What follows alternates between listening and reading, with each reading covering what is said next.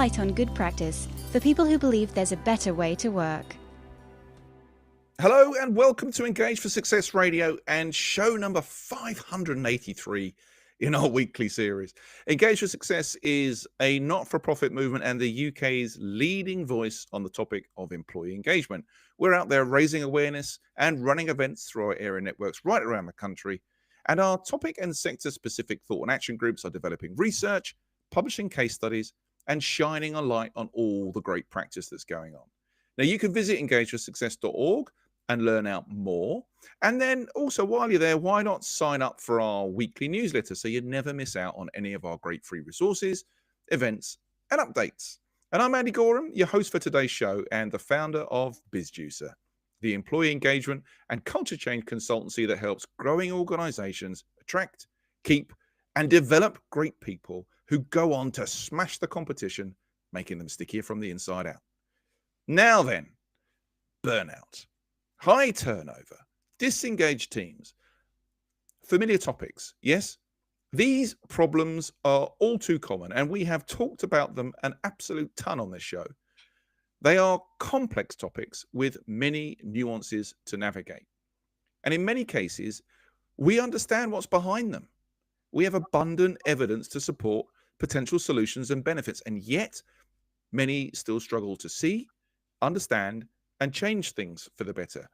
But where are we falling short? Why do so many organizations remain fixated on quick but unsustainable fixes like pay increases, perks, benefits? What is not connecting here?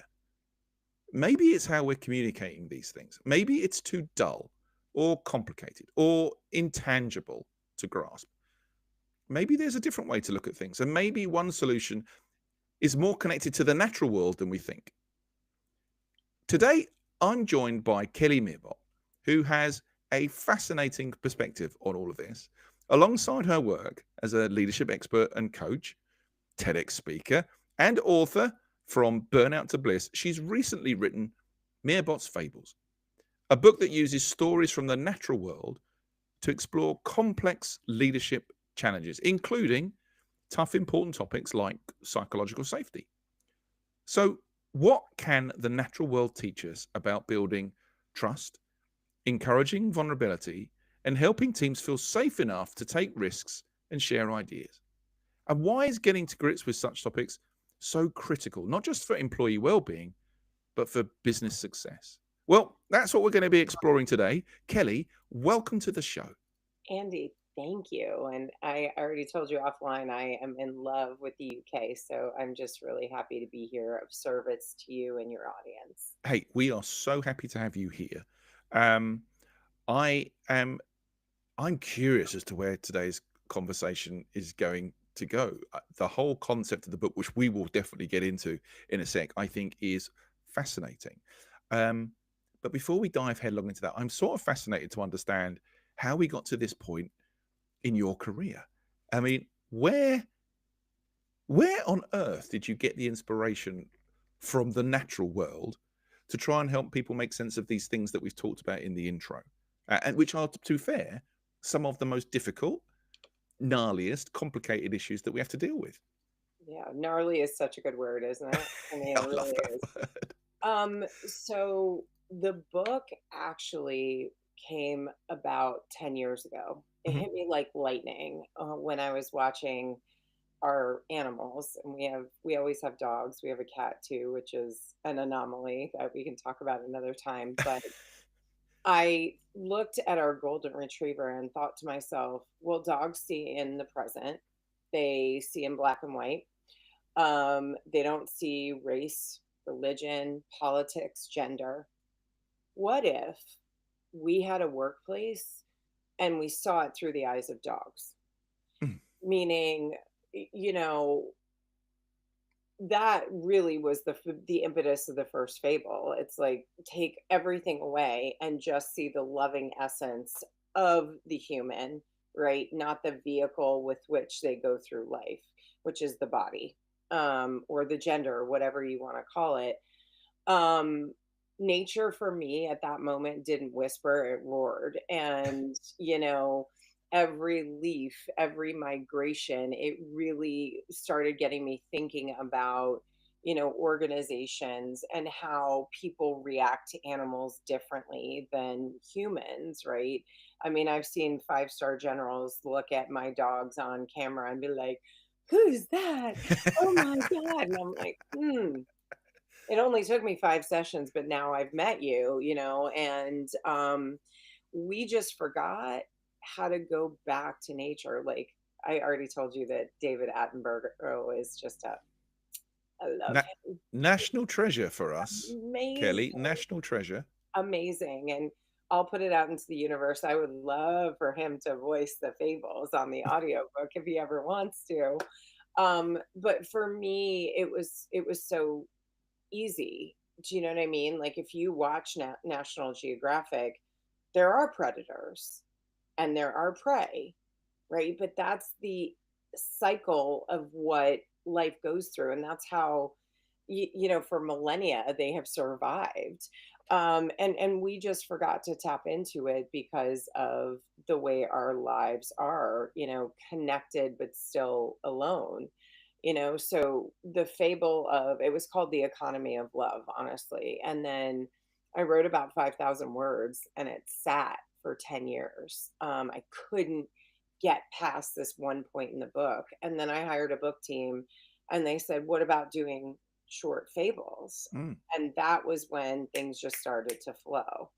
And the way it happened was I would go on to Nat Geo Kids and find something unusual about an animal, and then my mind would just start spinning. In fact, my friends and colleagues said to me that they imagined when I was writing the book that I was at the keyboard going, hee hee, and that's exactly what happened. So that's how it came about. Wow. And was that first story, was it dogs? Was that the first one that you kind of wrote? And what was the metaphor that you were trying to sort of get across at this point? Yeah, so it was again going back to like the workplace with dogs. So I had a dog that I was a golden retriever because we have golden retrievers, and I named her Love in Arabic. And she had the idea was this CEO had just gotten reamed by his board. And he's in a manufacturing plant and he's by himself on the manufacturing dock. Everybody's gone home, pouring down rain, and in comes this injured golden retriever. And that's where it started. And then my husband was like, "Well, what happens to James after that?" And I was like, "I don't know." Gotcha.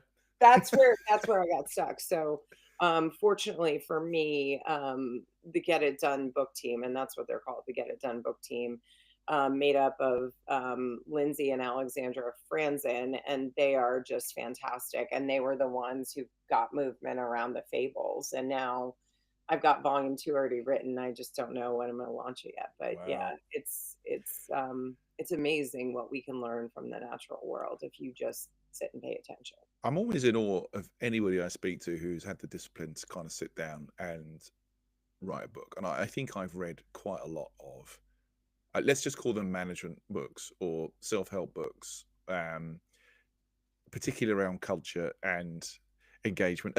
What a surprise that I would read those books, right? But I can't remember too many that are told from a sort of fable position. I could clutch at straws and bring in Eat My Frog or Who Moved My Cheese, and I reckon there might be some animals associated with those. But how has I personally love the idea of the fable. Thank you. How has that gone down with the business community, just out of interest? So I can't tell you which big pharma company it is, but there's a very big pharma company that a colleague of mine works at. She read the book and was like, "I want to buy 30 more." And I have a picture of like her entire team reading them. Ah, And what's really interesting, and I'm sure that the listeners have heard, and I know you're in the UK, but I'm obviously in the United States. What is going on with the war against DEI? mm, And unfortunately, because that company has to deal with like tariffs and political regulation, they're rebranding their DEI. But what the CEOs are saying is we're going to still do the right thing. We're just renaming it. So when she read this book, she said to me, this is exactly the right time for this. We need this. Everybody who's read it, from people who think very politically differently than me. That was my favorite one, where it was a guy that was completely opposite spectrum, very extreme, said to me, I'm laughing because he gave me kind of a backhanded compliment, but he was like, I read this 5 times and you've changed the way I think. And I never considered that.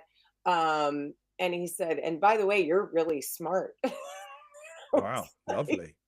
thanks.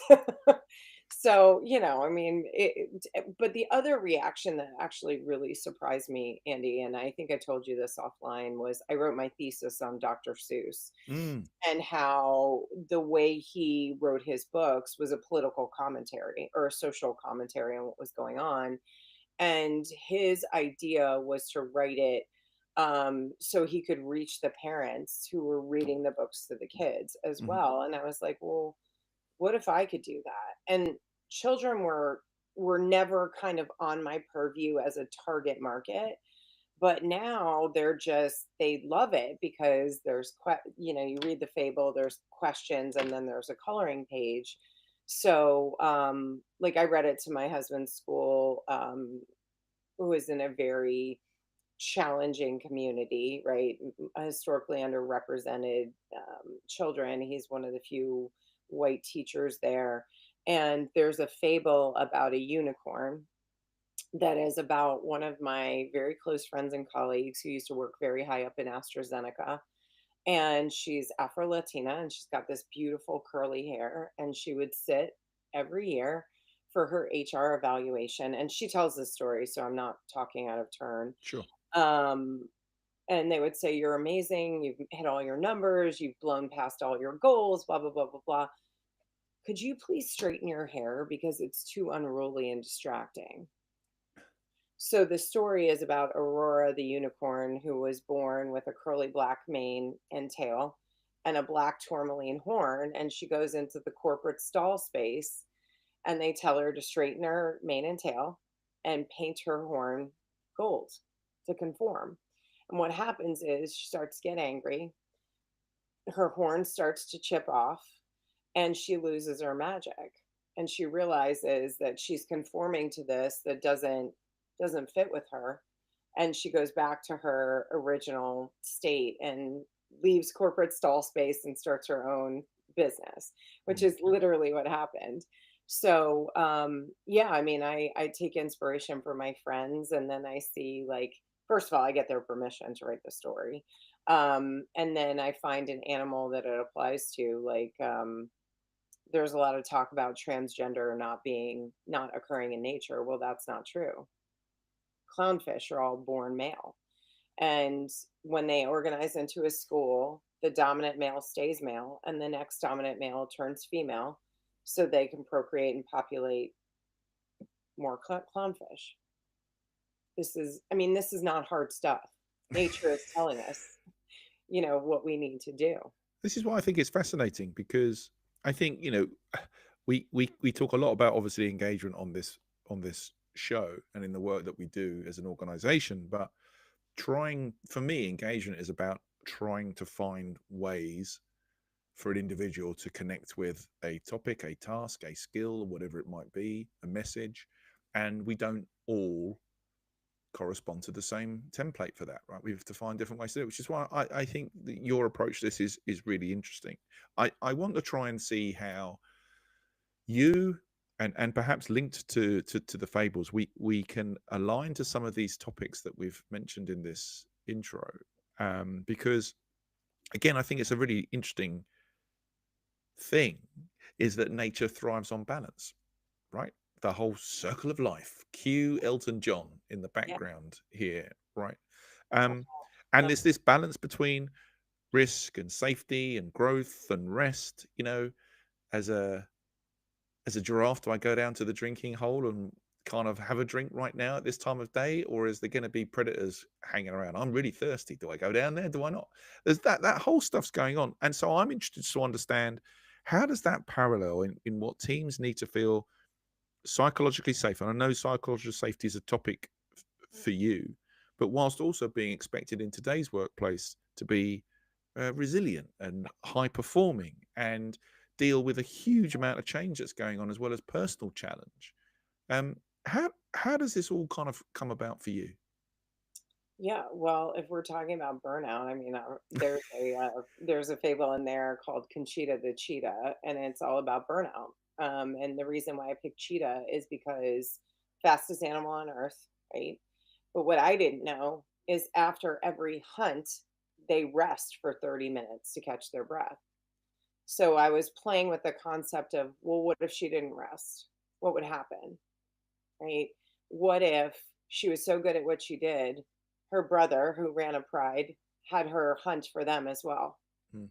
and take away? And what happened was, and of course, I'm very much about puns and wordplay and stuff like that. So she ends up going to a therapist named Dr. Katz, and Beautiful. That's a right, beautiful. That's beautiful. right, and Dr. Katz gives her the book. Oh gosh, it just Untamed Mm. by Glennon Doyle. And if you read it in the very beginning, she takes her children to see a cheetah. And she says, I'm a cheetah, I'm a goddamn cheetah. Like, I'm a cheetah. This is, you know. And so I wrapped cheetah, the cheetah in the book into Conchita the cheetah. And apparently, well, in my little creepy mind that comes up with these things, um, Conchita was the cousin of the cheetah in Glennon Doyle's book. So she's like, oh my God, she just disappeared and we had no idea she's in a zoo, right? Well, Conchita, the one that was burnt out, her spots start to fall off her coat. She gets irritable. Um, and then she starts incorporating that 30-minute rest again. And that's how it wraps in, right, to the corporate culture, because even apex predators take rests. Mm. They rest. And if you want high performing cultures, and you need to build a system that really honors the pause, honors rest, because I draw it back to marathons, right? Marathon runners, when they're running a marathon, they stop every mile to get water and goo and something to eat and orange slices. So why? They can continue the marathon and they Mm. have energy. That's what rest does. It reboots our system. It makes us more calm, more present, clear thinking, creative, innovative. I mean, I could keep going on the benefits of rest. Workplaces are an ecosystem and they're a reflection of society as a whole. So if you want high performing teams, you have to protect that delicate ecosystem and feed it what it needs: rest, good food, all of those things. And when I say food, I mean brain food. I mean things that not you just don't consume in your mouth. It's things that feed and nourish you. Yeah. Um, and paying attention to your teams and understanding like how burnout manifests in each member. What's interesting listening to you is that the things that you're describing, and we're trying to here to think about some of the bigger, more nuanced, common issues that people are facing into in business. That we're not talking about crazy topics. We're talking about some real basics. We're talking about fundamental. If we go back to link another, I guess maybe unnecessary link, but Maslow, Oh yeah. the hierarchy. We're talking about basic level needs on the triangle here. We're not talking about self-actualization and what have you at this point. This is shelter. This is food, sustenance, albeit we're taking the metaphor on a wee bit, right? In all of the work that you're doing, because I know you're a very experienced coach and you help a lot of businesses kind of work through these things. Have we just taken basics for granted? Things like safety and the effect that has on the individuals and the organization's performance itself. In all that work that you do, is that now a recurring theme that you see? I mean, I know it's a very general question and not everybody's going to be doing it, but I'm just interested to sort of see if you're seeing more of it. Yeah. Yeah, especially now with the amount of layoffs that are going on, it's doing more with less, which is it's problematic in many ways, Mm, because psychological. I mean, you talk about Abraham Maslow. I mean, if we're going back to burnout and linking it, right? I love Maslow. I use him all the time in my work. And one of the things he talks about is the locus of control, right? That means we can only control what we think, feel, say, and do. So mm, when I'm helping somebody heal burnout, or walking alongside them on that journey, it's what can you control? Think, feel, say, and do, right? So, are you creating your day in an intentional way that will set you up like for the best version of yourself to show up? Like, are you allowing who you're being to guide what you're doing? And if you're doing that, you're going to show up the best version of yourself. I treat my clients a lot like high performance athletes. So if they come on low energy, and when I say come on, I mean on Zoom because I work globally, and I notice they're low energy, I'll say, how did you sleep? What did you eat last night? Have you mm, gotten your workout in? Am I a nutritionist, trainer, sleep expert? No, but I know all those things contribute. So to answer your question, Andy, yeah, I think we are missing the basics. And I also think that corporate is, at least in corporate America, and I'm sure in the UK and in Europe, because I talk to a lot of colleagues that are not in the States, um, you know, they make the simple complicated. And you don't have to. You don't have to. You mm. can make it simple so that everybody gets it, connects with it, feels safe physically, mentally, emotionally, spiritually, and does their best job. Mm. I just think, yeah, we may have talked about this offline before, and I've talked about it with many other guests before. Is the word celebrating the right word? We're celebrating 5 years of COVID, right? Right, since COVID. Celebrating is definitely the wrong word, but Right. we're remembering, right? And in the midst of all of that chaos, it felt like there was a bow wave of humanity coming back into organizations for a bit. We started looking out for each other. We started to check on our neighbor, on our colleague, not just because there was work to be done, but just to check on the person. We started to think a little bit more person centric. Hmm. And I'm one of the guys who at the time was like, oh, hey, we've woken up. things things are going to change. Things are going to be exciting. We have had that wonderful scenario where we all want to stop the world, and you can never stop the world. The world stopped, and we seemed to change for the better in this whole looking out for one another, safety, just care. And yet now it feels like that was a fleeting moment because we're hell bent on going back to normal. Yeah. I don't know. Am I just an idiot? Am I No, an, not at all. In fact, I'm probably going to shock a lot of people when I say this. I loved COVID. Hmm, I didn't get it until last year for the first time. And I don't mean I loved it in the fact that we lost people and the no, fact that of we had course. a pandemic, but there were certain gifts of COVID that I loved, which was slowing down, connecting.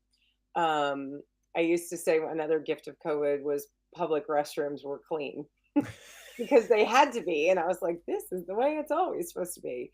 Um, or, I always think about the clarity of the water in Venice, where dolphins were jumping again, where we were caring for Mother Earth because we were slowing down. But you're not wrong. I mean, in fact, I think it was a year ago, I read a statistic from the Society of Human Resource Management where they said we didn't learn our lesson from COVID.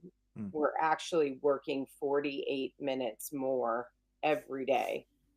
And certainly the racial uprisings have flown out the window as well, which is unfortunate and something I was hoping would stay, because it doesn't matter how you manifest. It's, do you want to live your life in peace, honoring who you are? And as long as you're not encroaching on my beliefs and forcing things down my throat or your throat, Why does it matter? I think everybody in the world just wants to live peacefully in the way they want to live, and I was hoping that would stay around, Andy, but it unfortunately It has would seem the not. world order at the moment is bucking against that. And again, I Yeah. think this is where it's interesting with your view. And we talked about how we communicate these things is important and how we help people understand these things. And you've gone down in one aspect of your work, the fable route, which I've said I love. Mhm. In Which is why it's interesting to come back to the nature thing, because in nature, when the environment becomes hostile or unpredictable, well, the species have to adapt, or they decline and die. Right. And I'm not trying to get morbid, but I'm just sort of saying we in the combination of your thought process in terms of how to communicate some of this stuff through the book and the fable and the work that you're doing with individuals and organizations. What are the signs that you're seeing? What are the most common signs that you're seeing that a workplace lacks things like psychological safety? And what cost of that are you seeing, not just to the organizations, but to the individuals within it? Yeah. One major red flag, Andy, is silence. Mm, So silence isn't peace, mm, right? If you're it's based out of fear, right? If your people are ghosting you, if they're not pushing back, that's a clear sign that your organization is not psychologically safe, right? A psychologically safe environment will allow you to push back, question context and nuance, or the why are we doing it this way, without fear of retaliation. mm, So I find silence as a major red flag, because that typically means that people have tried to do those things, gotten their hand slapped figuratively, and are just like, fine, I'm just a cog in the wheel. I'm just going to keep doing my job, fly under the radar, go home, and not deal with this nonsense. mm. Which is, I mean, that is a major impact. I mean, if you look at our government right now and all the layoffs, I mean, people are terrified. And they're just trying to get through the day. Well, Mm. that's not what you want as a leader. I mean, for me, one of my directives to my team is, if it doesn't feel right, or if you don't agree with it, push back on me, because I'm coming through from one lens. I want to hear it from your psychographic, your demographic, because it may be something I'm not considering. So that, I mean, that really is it. If your team is not giving you feedback, or they're not pushing back, and like I said, ghosting you, Mm. problem. It's And a major problem.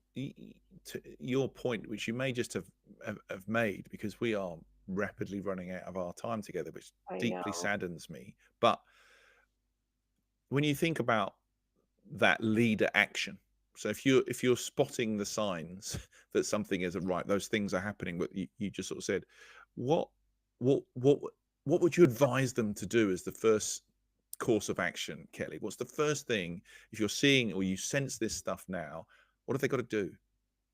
Yeah. Well, for me, I pride myself on speaking truth to power, Andy. I mean, if I see something, I'm going to call it out. And Mhm. usually, what that looks like is, Andy, I have something uncomfortable for me to say that may be uncomfortable for you to hear. Is now the right time? It's very permission based.